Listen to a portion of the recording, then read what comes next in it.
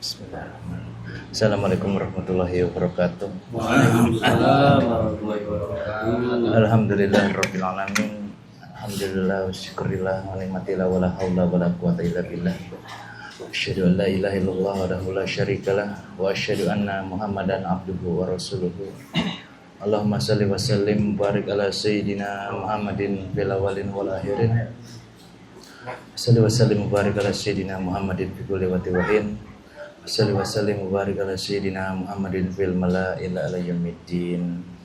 Subhanaka la ilma lana illa ma 'allamtana innaka antal alimul hakim. Rabbi shrah li sadri wa yassir amri wa hlul 'uqdatam min lisani yafqahu qawli. Ala ya'lamu man khalaqahu wa latiful khabir wa syabna angka gitu aga usir qayyamah hadi amma ba'du. Wasikum wa nafsi taqwallahi faqad fazal muttaqun.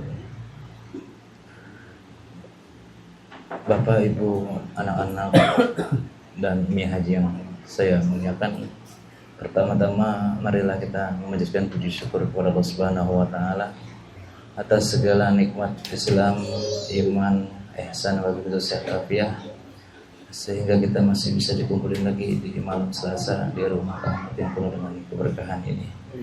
Salawat salam tercurah kepada Sayyidina wa Habibina Rasulullah sallallahu alaihi wasallam beserta para sahabat-sahabatnya yang agung, ahli baitnya yang kita cintainya, maupun khusus umatnya sampai yaumul qiyamah. Amin ya rabbal alamin. Alhamdulillah ala kulli hal. Tak lupa juga kita terima kasih oleh khusus kepada guru-guru kita, baik dulu guru-guru di sekolah maupun kita kuliah dosen-dosen kita di kampus, lebih khusus guru-guru ngaji kita. Semoga beliau semua yang mengajar dan kita yang belajar sama beliau Allah bukakan pintu maaf yang seluas-luasnya, Allah bukakan pintu pengenalan yang sebaik-baiknya, Allah bukakan pintu yang sebenar-benarnya. Amin ya rabbal alamin. Alhamdulillah. Pertama-tama saya minta maaf karena terlambat. Itu mohon dibuat maaf yang seluas-luasnya karena ada urusan tadi. Daripada berlama-lama, hari ini kita akan mengulas kembali pelajaran tentang akidah kita terkait keimanan kita kepada Allah Subhanahu wa taala yang sudah sampai nomor berapa ya? Dua.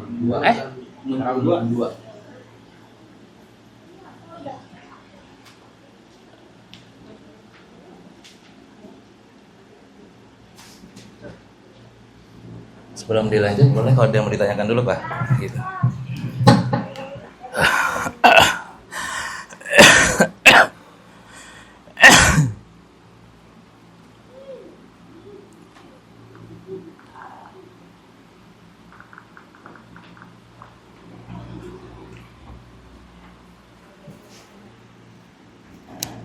Nggak ada?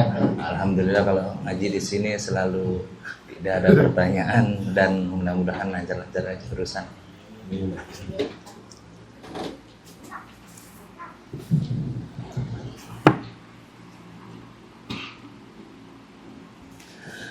Kalau nggak ada kita mulai. Bismillahirrahmanirrahim. Al-hikmah wal isna wa sittun min al-hikamil atiyah.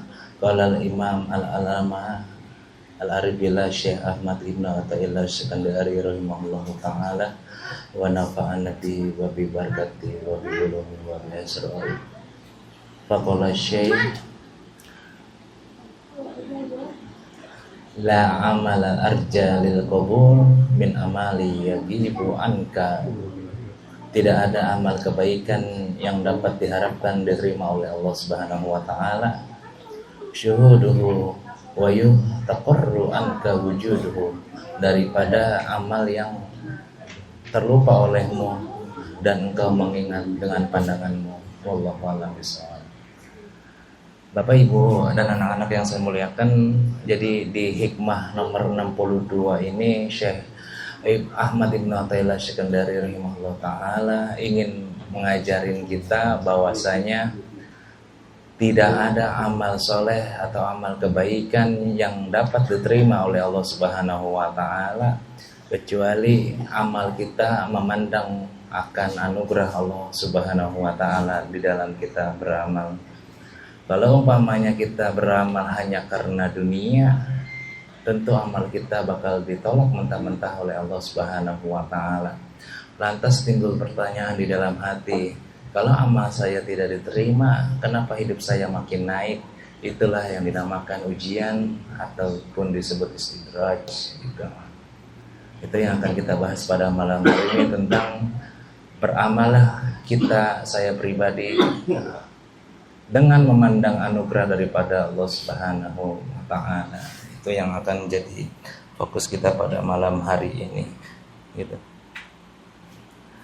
Jadi yang pertama-tama tuh,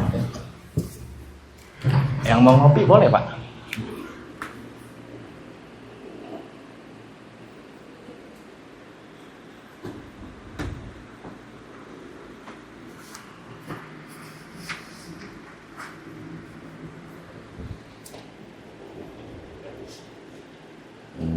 Satu. Waalaikumsalam Doni. Jadi yang pertama-tama tuh tentang ada namanya amal soleh. Amal soleh. Amal soleh. Amal soleh itu diterima oleh Allah Subhanahu wa taala, diterima oleh Allah Subhanahu wa taala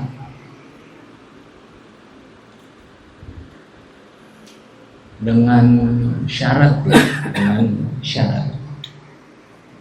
Gitu. Ada syaratnya gitu. Seperti kita masuk ujian sekolah, bila mana kita mau masuk UI kan ada simak UI kalau zaman saya, pasti ada syaratnya. Begitupun amal soleh yang akan kita menuju Allah Subhanahu wa taala gitu. Tapi yang pertama, langkah pertama, ada namanya langkah pertama, langkah ke-1 tentang amal soleh.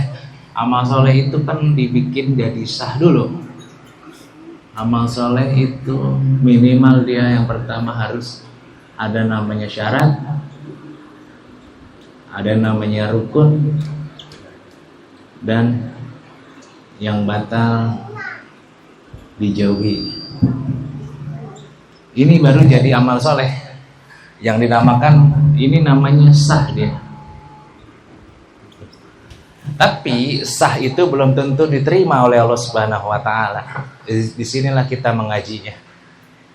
Diulang lagi ya, amal soleh yang sah belum tentu diterima oleh Allah Subhanahu wa taala, karena Allah mempunyai syarat-syarat tertentu untuk itu amal naik kepada hadrat kesiannya gitu. Contohnya, dulu kita beramal karena mungkin kita ingin sesuatu, ingin rezeki, ingin uang, ingin narik-narik barang, ingin sakti, ingin punya kekuatan ini, kekuatan itu gitu misalnya. Kalau dulu. Kalau sekarang mesti dihilangkan gitu-gituan. Kita beramal misalnya baca waqiah karena ingin kaya, karena ingin ini, baca sholat ini, sholat itu, ikut sana sini, perguruan silat sana sini, ikut paguyuban sana sini. Padahal ini kita kan manusia, tapi kenapa bangga jadi macan? Padahal laqad khalaqnal insana fi ahsani taqwim.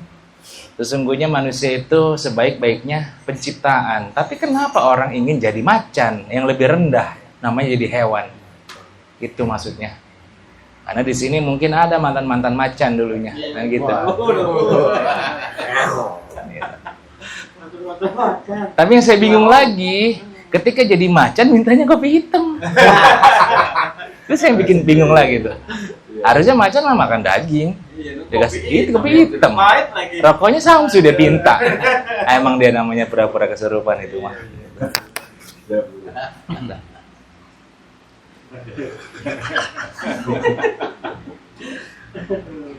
kelapa kaus. Dan kurang-kurangin ziarah-ziarah ke makam-makam tertentu, makam-makam keramat yang kurang-kurang.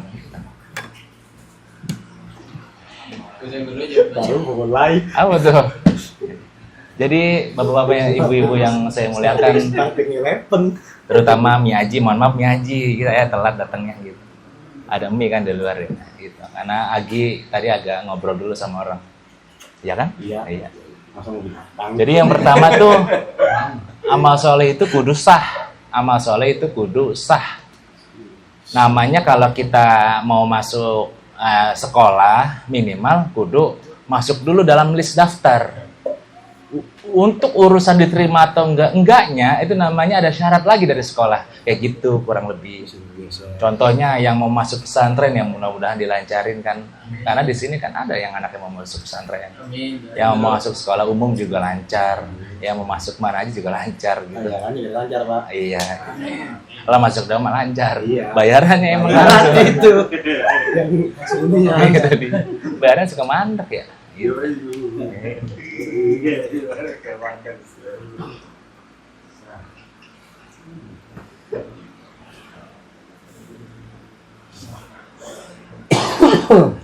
Nah, syarat apa yang Allah mau supaya amal kita udah sah diterima gitu? Syarat apa? Gitu. Datang lagi macan baru kan gitu. belum minum, Oh, belum minum kah? belum minum. Oh, belum minum. Belum berjalan. Jadi Pak Andi ini dulunya kalau marah kayak macan dia. Iya kah? Gitu. Oh. Iya. Jadi syarat yang Allah mau itu dua. Syarat yang Allah mau itu dua.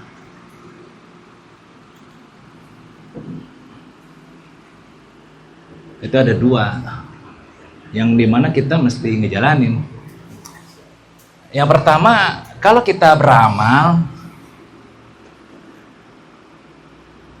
kalau kita, ini mah pakai bahasa Betawi aja, kalau kita beramal,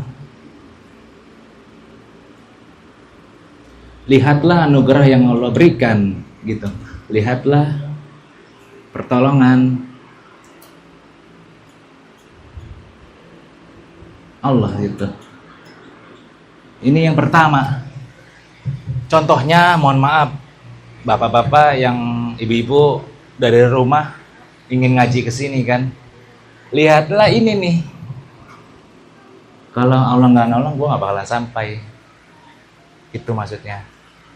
Termasuk lagi sholat. Kalau Allah nggak ngasih gue sehat, gue nggak bakalan bisa berdiri untuk sholat. Gitu. Kadang-kala, mohon maaf, ininya hilang. Kadang-kala. Iya, kita cuman ya beramal aja tanpa menyaksikan. Kalau bahasa ininya namanya pandangan di sini nih, pandangan. Pandangannya nggak ada kita ke Allah gitu. Sininya nih Pak, kadang-kala nggak ada. Jadi kita kalau sholat ya sholat aja tanpa, mohon maaf, menyaksikan bahwasanya Allah tuh yang nolong ente sholat. Seandainya Allah nggak nolong, ente sibuk mulu setiap hari, nggak ada jedanya, mancing mulu kan. Kalau Allah nggak nolong untuk, mohon maaf, silaturahmi antar keluarga besar, ente bakal sibuk terus dengan hobinya masing-masing. Tapi kan Allah nolong, makanya hari Minggu bisa kumpul dengan keluarga atau malam Jumat baca Yasin. Coba kalau Allah nggak nolong, si ini sibuk, si itu sibuk semuanya. Sampai jadi wacana bertahun-tahun. Kita nggak pernah jadi Yasinan ini. Ya itu kayak gitu maksudnya. Kopi mulu kan. Yang rada kentelan tuh Pak. Sama panasan gitu. Jadi kalau kita beramal kadang-kala lupa bahwasanya kita sedang ditolong oleh Allah Subhanahu wa taala. Gitu.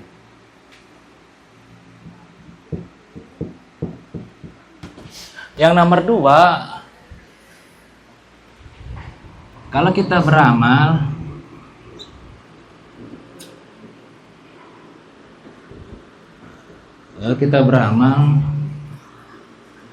jangan jadikan amalan itu menghasilkan.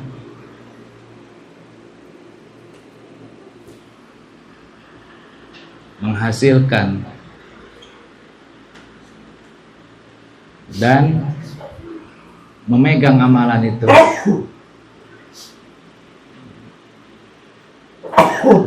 Atau bahasanya namanya bersandar. Tuh. Ini biasanya terdapat bagi orang-orang yang dulu misalnya dia ngaji kiri. Ngaji kiri itu ngaji yang sering banget dapat amalan-amalan hikmah. Baca inilah, baca itulah, karena untuk menghasilkan. Atau kita pun sendiri kadang suka begini. Kadang datang ke kiai nyareatin, itu namanya kita beramal menjadikan amalan itu menghasilkan. Makanya Allah nggak suka namanya ibadah kita sah tapi belum tentu diterima. Contoh,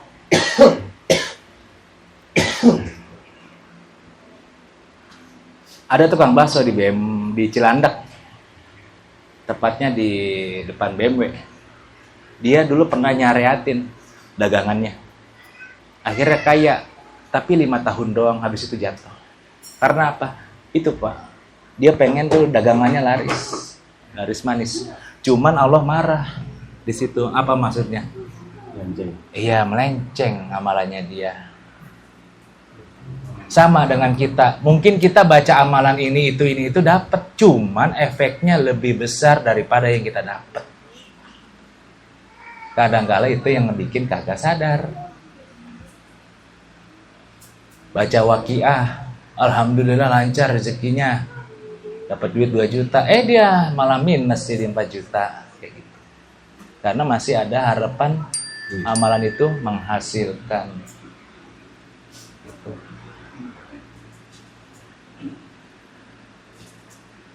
Padahal kita ditugaskan hanya untuk mengabdi, gitu. Hanya untuk ibadah.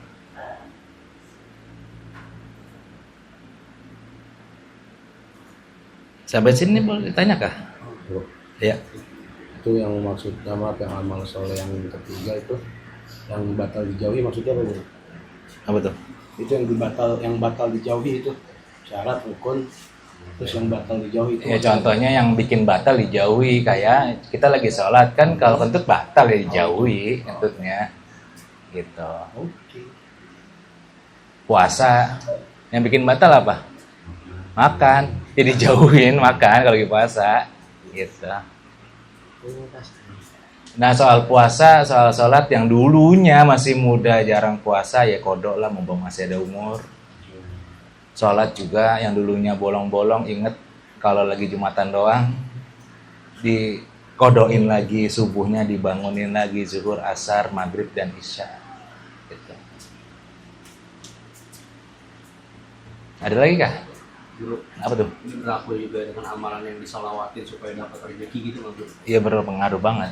Karena dulu Buya Rozi Hasim mengatakan kalau salawat untuk rezeki namanya salawat ontak, namanya dinaikin. Padahal kita nggak tulus rindu sama Nabi Muhammad SAW.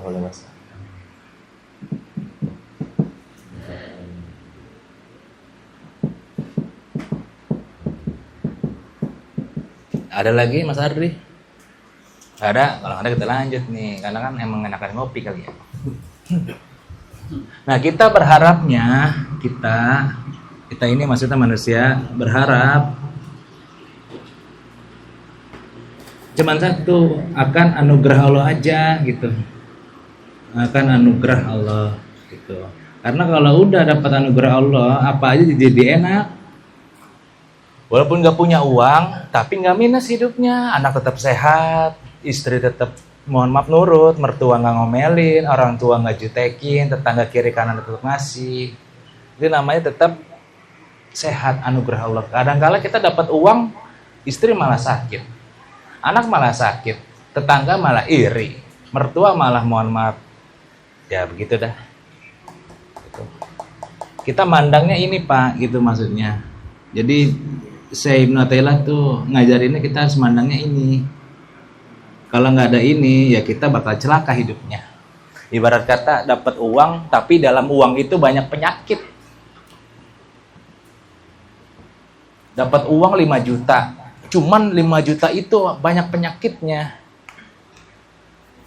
Kalau kata orang Betawi, megang uang salah nggak megang uang salah, ya begitu maksudnya. Bener, orang tapi kan gitu. Gue nggak megang duit puyeng, megang duit puyeng. Maksudnya megang duit aja masih diirin orang, lu bis ngepet ya.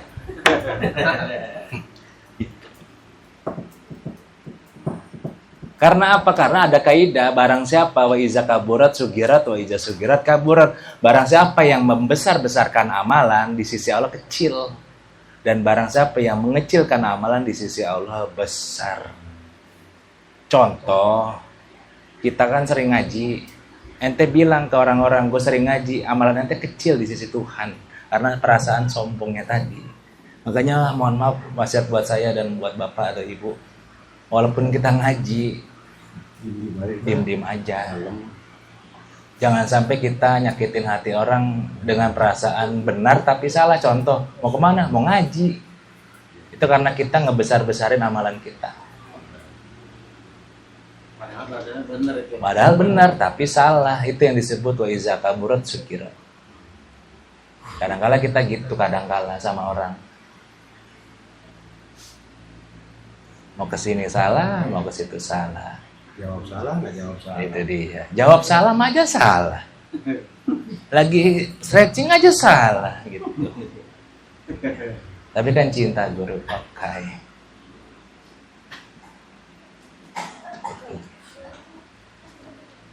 Hati-hati itu. Kadang-kala kita suka ngebesar-besarin amalan kita, tapi nyatanya di sisi Allah kecil. Begitupun terbalik, kalau kita ngecilin amalan kita, di sisi Allah besar. Tuh.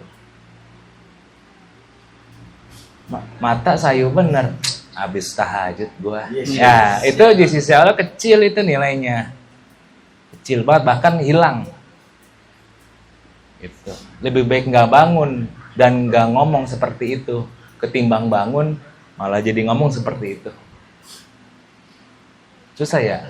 Itulah tasawuf. Susah memang. Kebalik. Mendingan nggak usah bangun sekalian.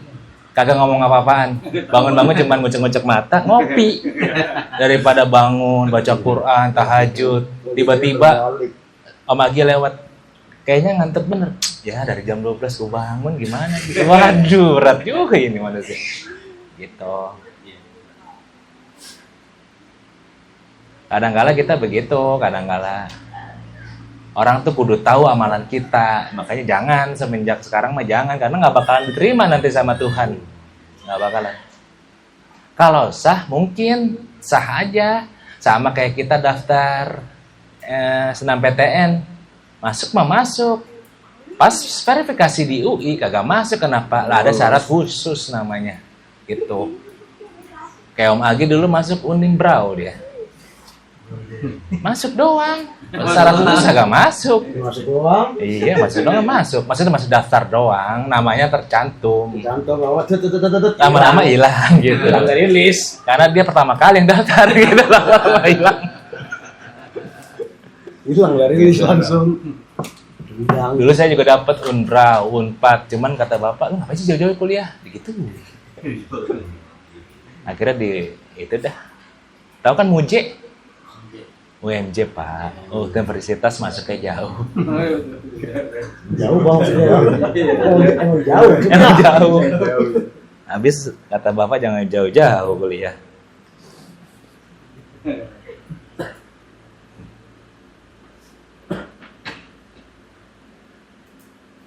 Yang nomor 2, ibadah itu jangan diandelin, jangan diharapkan, jangan dipegang-pegang.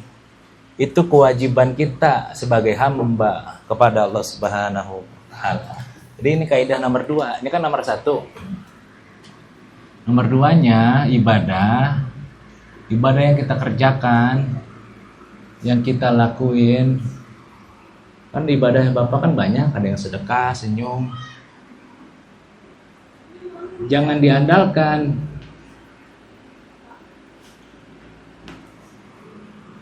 Itu ibadah tanda kewajiban kita sama Tuhan. Gitu. Hamba dengan Tuhannya.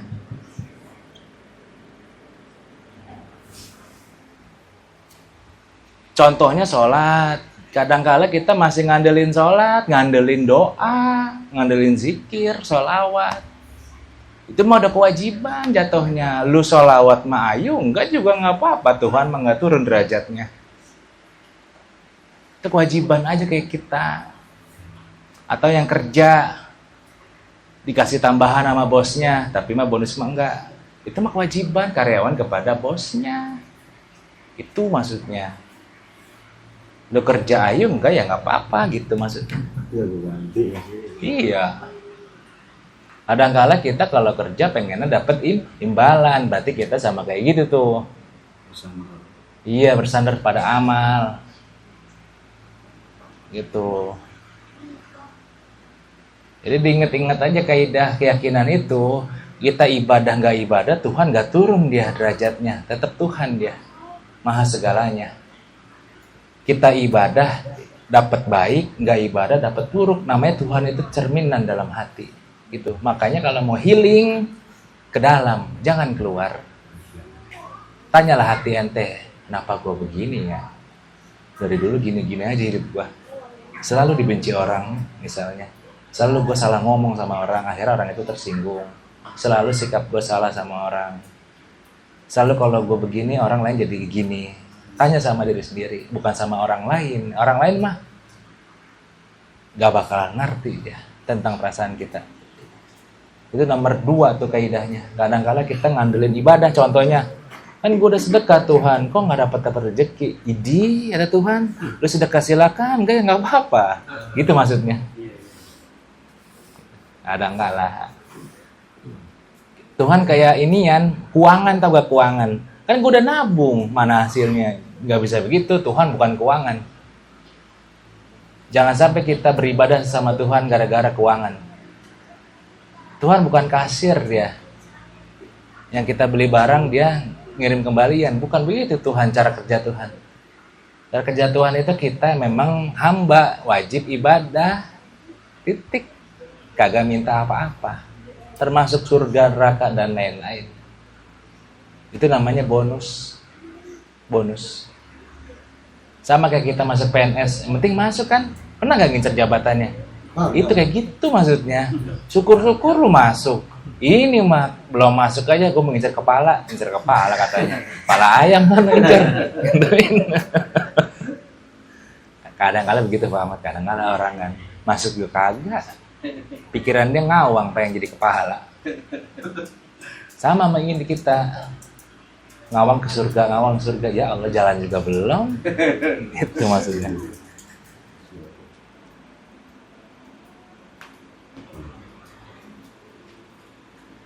Nah, efeknya jika kita tidak memandang anugerah, efeknya jika kita tidak memandang anugerah Allah Subhanahu wa taala, kita akan menjadi yang pertama ujub, bangga diri di sini nih.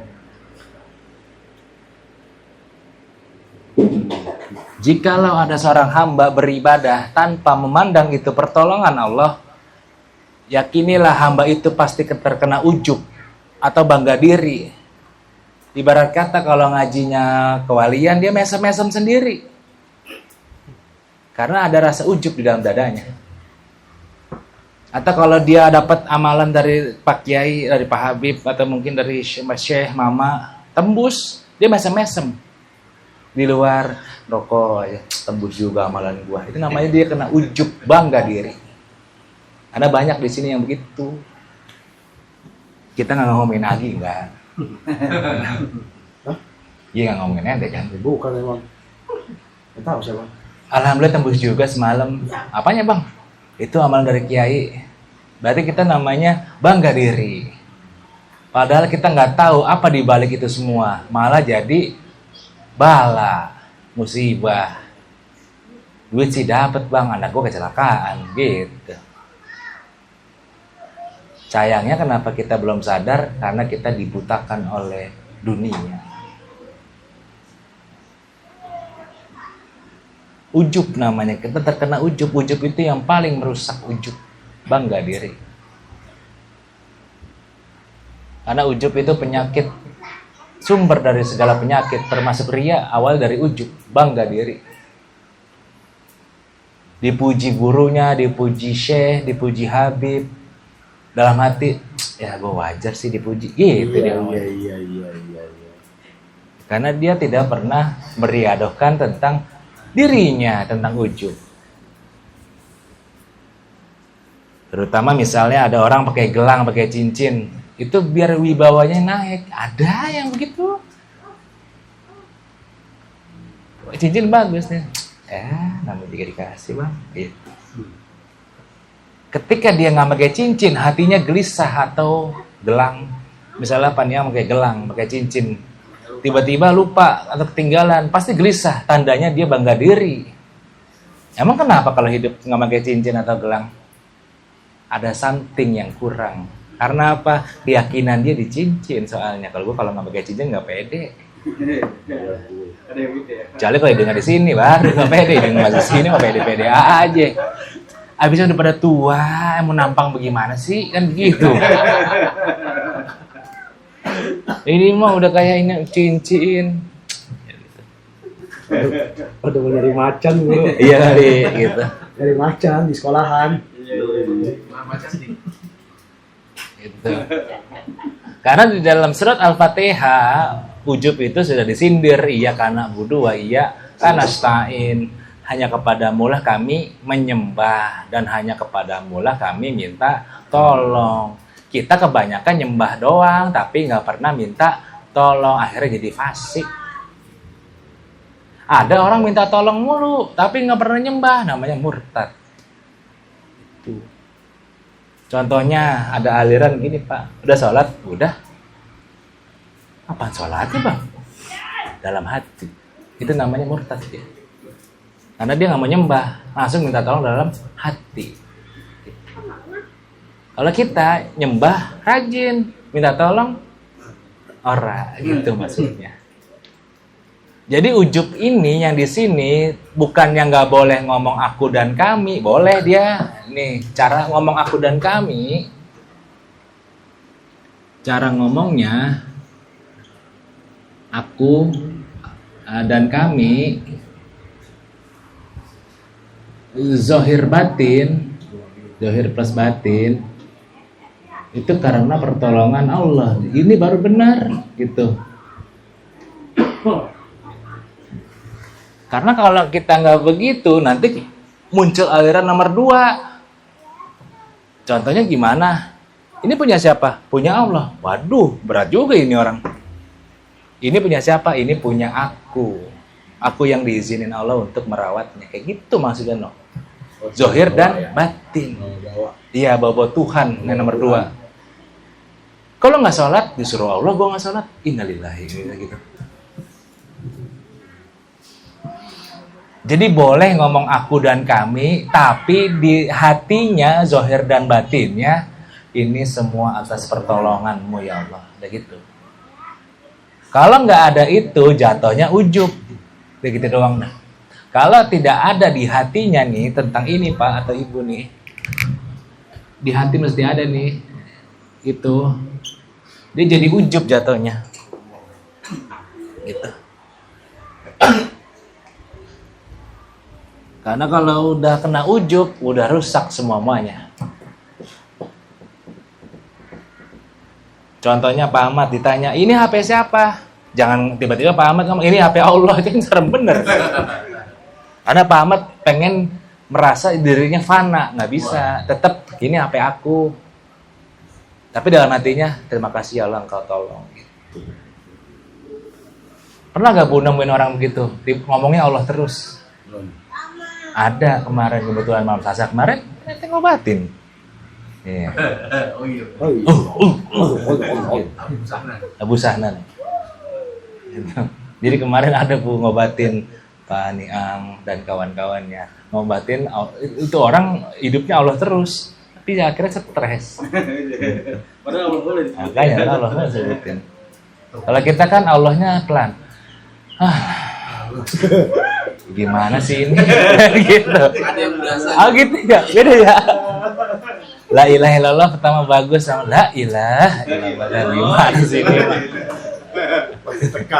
Pakai tekanan kalau kita kalau zikir.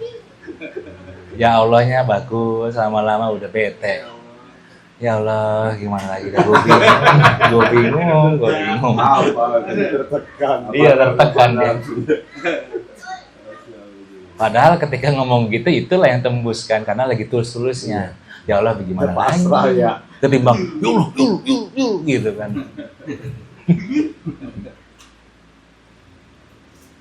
Kalau ibu-ibu enggak. Ya Allah. Tong. Nah, kalau ibu-ibu beda lagi nadanya. Ada apaan sih? Ciri khas. Astagfirullahaladzim. Kalau ibu-ibu kan gitu bagus-bagus dia. Cuman kadang kalau dulu belum ngaji, ucapannya suka jelek.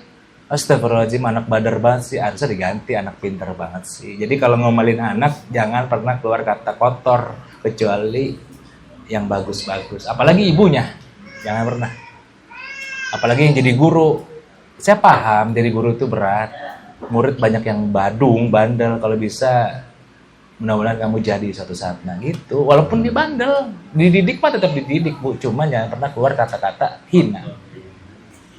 Karena mohon maaf, siapa yang bisa ngobatin hati? Nggak bisa, itu anak terluka dari kecil.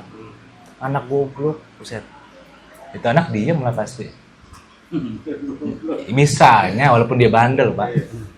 Dia kena, dia luka batin namanya. Diingat-ingat. Pas udah gede, guru gue benar. Gue emang goblok. Misalnya, gitu. Berarti guru gue wali tuh dari kecil. Misalnya kan lagi ditepu juga kan. Udah gede masih ditepu sama koperasi sama ini. Kan bener gurunya masih kecil. Gitu. Itu dia. Asal jangan ODGJ, Pak. Gitu. ODGJ. Yang nomor 2, kalau kita tidak memandang anugerah Allah, terkadang kita merasa mudil itu merasa punya makom. Ini dia yang agak berat nih. Merasa punya makom di sisinya.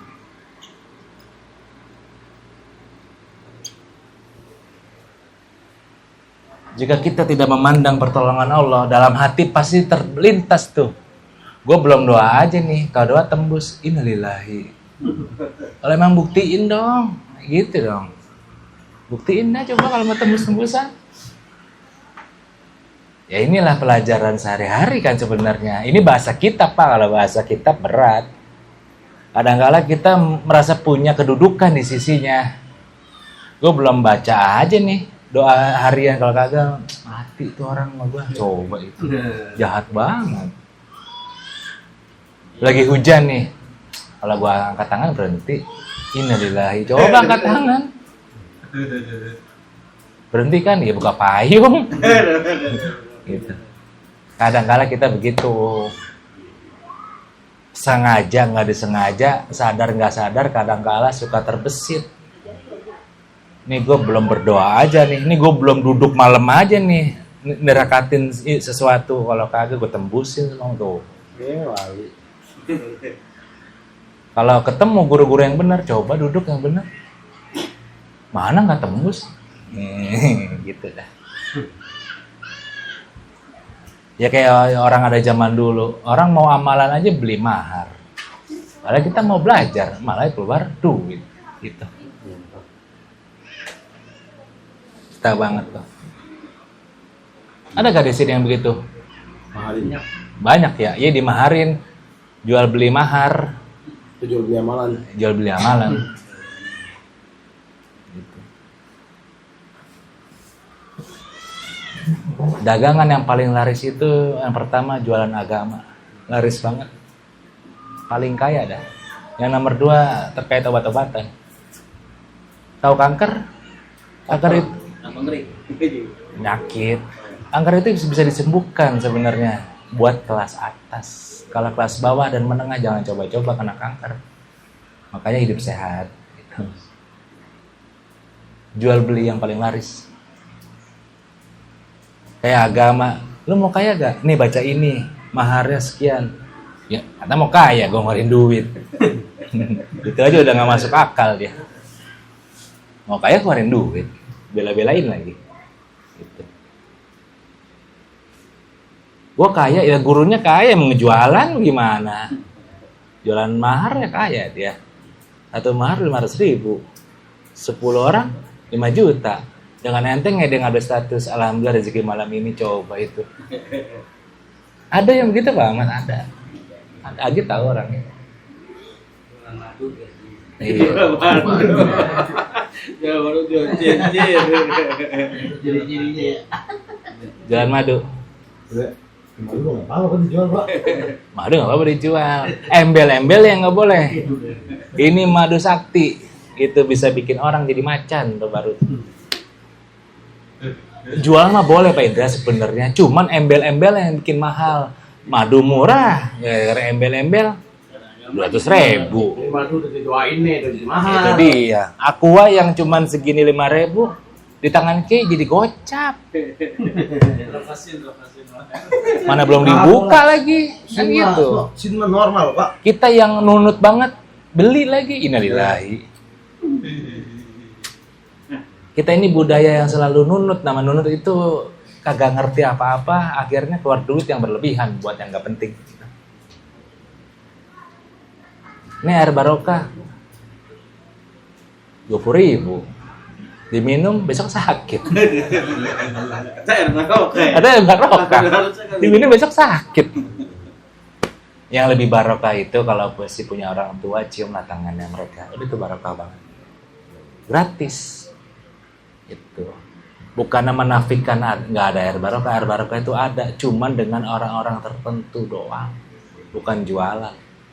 Kalau jualan Agi lebih barokah tuh. Iya. 6.000 segalon. Iya. 20.000 sebotol. 6.000 segalon. Dianterin 10.000. Tuh. Tuh pada Dianterin lagi. tuh. Iya. Air barokah tuh dia. Air Tuhan dijual. Iya bener kan air tanah. Tanah punya Tuhan. Airnya punya Tuhan dijual sama dia. Tuhan Tuh. Top emang Agi mah. Iya. Gimana agak barokah air Tuhan dijual.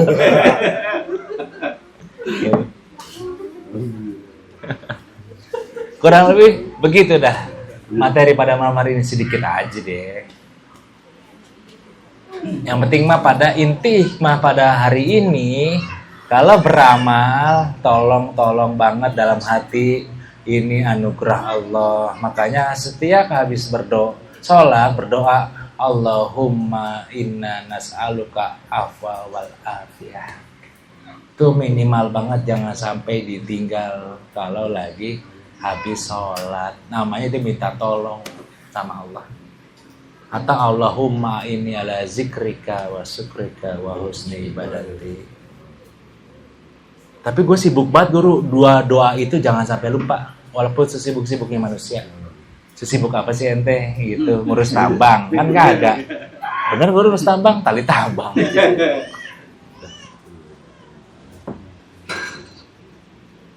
Yang nomor 2, dan ketika sudah beramal, sudah sholat, tadi zuhur, tadi isya, jangan coba-coba diingat lagi tentang sholat yang baru saja Anda lakukan. Kalau enggak jadi bersandar hatinya. Ya sudah berlalu, lupakan. Yang belum kejadian jangan dipikirkan. Jalanilah hidup demi detik demi detik. Sekarang ini jalan aja hidup pelan-pelan. Karena kalau enggak stres. Besok kan Selasa, belum kejadian, nggak usah dipikirin. Tadi pagi sama sore udah kejadian, ya udah jangan diingat-ingat. Gitu. Tapi buat pelajaran guru boleh dicatat, tapi daripada cuma ngomong doang, namanya menghayal. Kalau Umar bin Khattab dicatat. Kalau kita menghayal, jadi buat pagi begini, siang begini, sore begini. Muhammad ngopi, ayo tuh kan, ada menghayal, buyar jadi. Itu. Rumus hidup enak yang udah berlalu jangan dipikirin, yang belum kejadian jangan dipikirin, tapi hari inilah berbuat baik, amal soleh. Itu lebih hidup enak, kurang lebih begitu. Mau ditanya boleh sebelum ditutup. Apa Pak Indra? Mau nanya dia nih. Terus ini kalau yang dikisahkan itu dari kisahkan 3 pemuda yang terkurung dalam gua gitu kan. Iya. Nah, dengan amal-amal kebaikan yang ada di dunia. Iya. Ini kan berbanding terbalik ini jadinya. Iya. Misalnya kita mentok urusan kita mentok ya Allah gitu kan urusan itu kan yang dikisahkan itu Iya. 3 pemuda itu mentok gitu kan dengan urusan dia. Karena itu belum terbuka gitu kan. Dengan Iya. dia kasih tahu nih amalan dia pernah apa gitu dari 3 pemuda itu. Gimana? Kisah 3 pemuda, ente kurang tuh kisah 3 pemuda soleh. Dia berwasilah dengan amalan. Tawasul lewat amal. Kalau kita 3 pemuda bajingan gitu. Jadi ini kalau 3 pemuda tadi orang-orang soleh Pak yang melakukan tawasul lewat amalan boleh. Pak Indra boleh gak? Bisa dibuktikan, coba silakan. Sedekah nih, ya Allah moga tembus. Kok nggak tembus berarti nggak soleh gitu doang. Simpel. Paham ya maksudnya Pak Indra ya? Jadi dulu ada kekurung 3 pemuda. Ada batu yang menutupi jalan keluar masuk.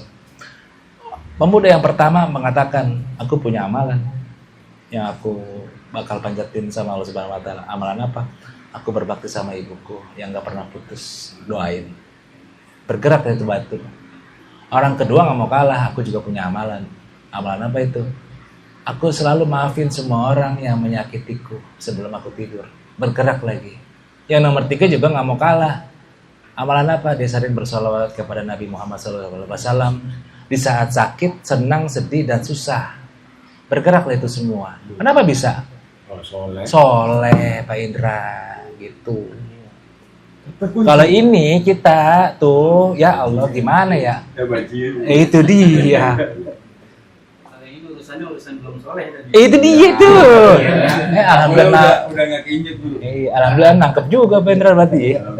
Ini prosesnya Pak. Ini prosesnya Pak Indra.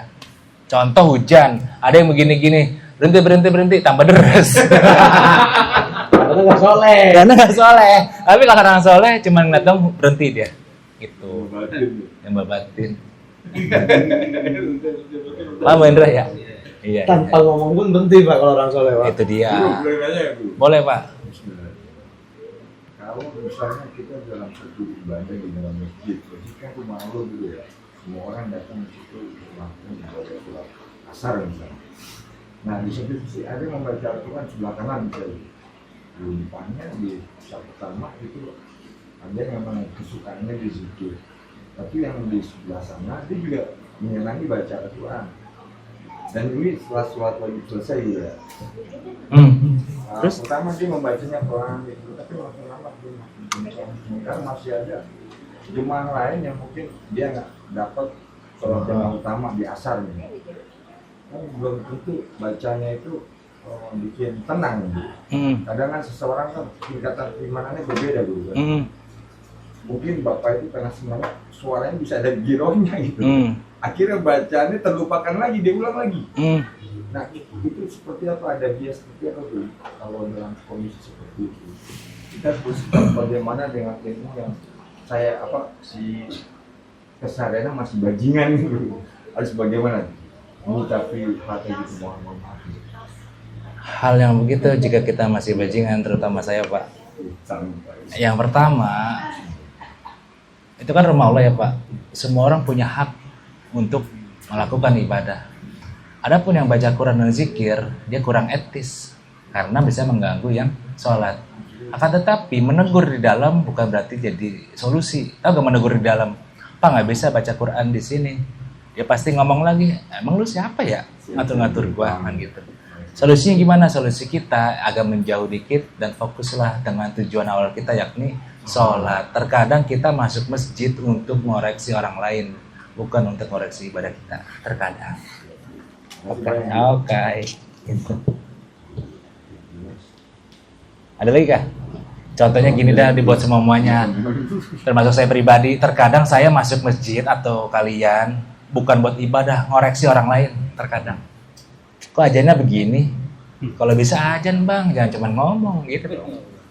Terkadang itu setan tuh emang. Tampil. Atau ibu-ibu, kok mukananya sobek semua? Ya kalau memang ada beliin dong. Ya mengkoreksi dulu. Ya itu dia, kita kadang ampun dah, ampun. Iya. Tenang Bu Tuti bingung siapa sih ya? Saya. Ada lagi kah? Kalau Pak Andi bisa ngobrol sama Bang Pai, Pak Andi tentang mau-mau.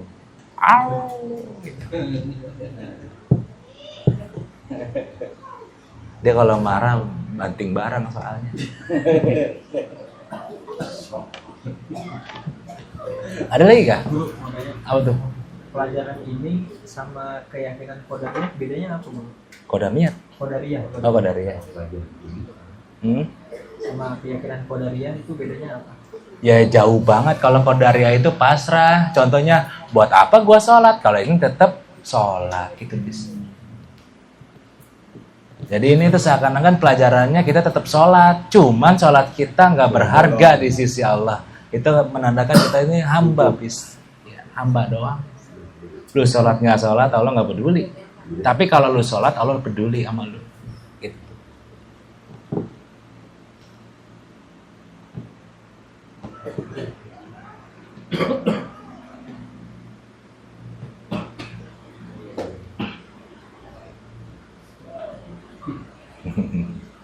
Apa Pak Indra? Mimpi kah?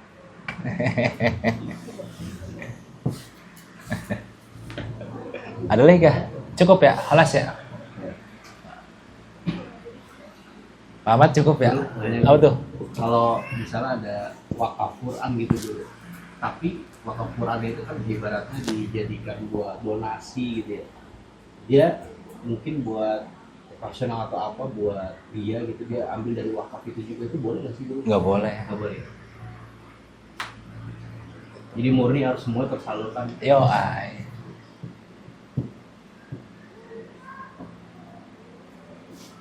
Kecuali ada lembaganya yang khusus, boleh namanya jiswab, zakat, infak, sedekah dan wakaf. Kebanyakan agama ladang yang paling menggiurkan. ACT aja baru tahu. Yang kedua pengobatan, menggiurkan banget pengobatan. Anda terkena gangguan, besok datang lagi ya, oke. Oke. Datang 600. Jadi Gimana nggak kencang? seminggu kemudian dicek khusus buntu. Ada perutnya ada yang jalan-jalan. Leper. Jadi kita berpendidikan masih aja percaya tahayul, ampun dah. Kalau benar-benar mau ampuh ke rumah sakit Penang di Malaysia, ampuh tuh beneran. Kalau nggak Singapura. Teknologinya canggih. Iya, kalau benar-benar mau ampuh. Semua kedeteksi penyakitnya. Tapi kalau nggak punya duit jangan ke sana. Udah deteksi, Udah deteksi dari awal. Udah kesarin dari awal itu. nggak usah gitu. Kalau ke Malaysia, ya kan? Kalau punya duit bang, itu penyakit lo. Karena dul aja sembuh anaknya Ahmad Dhani itu ke Singapura. Kalau kita coba lewat udah masih ngamprak aja di lorong. Kamar penuh Pak, tapi jangan dicatat. Yang buta juga dioperasi bisa. Itu dia saya juga bingung. Ke Penang atau Singapura, canggih. Ada lagi kah? Resep biar nggak sakit. Kalau bisa fajar bangun, sholat sunnah fajar, bacanya alam nasroh dan alam taro itu setiap hari dilakuin. Mandi fajar namanya, supaya badan nggak pernah terkena penyakit. Yang nomor 3, hilangkan rasa iri, dengki, hasad kepada orang lain. Terkadang penyakit gara-gara kita iri sama orang tanpa sadar. Dengki sama tetangganya, sama adeknya, sama kakaknya, bahkan sama anaknya. Anaknya makan kita ngeliatin, pengen aja. Kalau pengennya bilang, jangan cuma ngeliatin. Itu jadi penyakit akhirnya. Itu termasuk ain juga nggak Bu? Ngiri dengki. Enggak, kalau ain itu bisa nyelakain orang. Ain. Yang nomor 4 berdoa, Allahumma inna nas'aluka afwa wal afya fid din wad dunya wal akhirah wal ahli wal mali. Ya sampai tinggal doanya. Gitu. Biar ampuh. Olas cukup. Dilalarin belum ada kali. Bisa aja. Udah dulu. Udah kah? Iya, ya sabun wangi. Waduh. Gif. Karena Apa Lux? jenggo. Jenggo man. Kalau nggak ada, ya udah kita tutup pengajian ini. Yang pertama kita kirimkan hadiah Fatihah ini buat kawan-kawan kita mungkin yang sedang sakit, semoga Allah angkat penyakitnya, kesehatan kembali. Buat orang-orang tua kita yang dulu kita, semoga Allah ampuni segala dosa-dosanya, hilaf-hilafnya. Buat anak-anak kita yang sedang sekolah, semoga Allah lancarkan sekolahnya. Buat para orang tua, semoga Allah lancarkan mencari uang rezekinya buat yang sekolah. Buat kawan-kawan kita yang sedang mencari pekerjaan, semoga Allah mudahkan. Buat kawan-kawan kita yang sedang mencari jodoh, semoga Allah mudahkan. Buat kawan-kawan kita yang sedang mencari jalan keluar, semoga Allah mudahkan urusannya. Semuanya. Syahidul Fatihah. Bismillahirrahmanirrahim. Alhamdulillahirabbil alamin arrahmanirrahim maliki yaumiddin iyyaka na'budu wa iyyaka nasta'in ihdinas siratal mustaqim siratal ladzina an'amta 'alaihim ghairil maghdubi 'alaihim waladdallin. Amin. Sallallahu ala Muhammad sallallahu alaihi wasallam. Sallallahu ala Muhammad ya Rabbi sallim. Allahumma shalli wa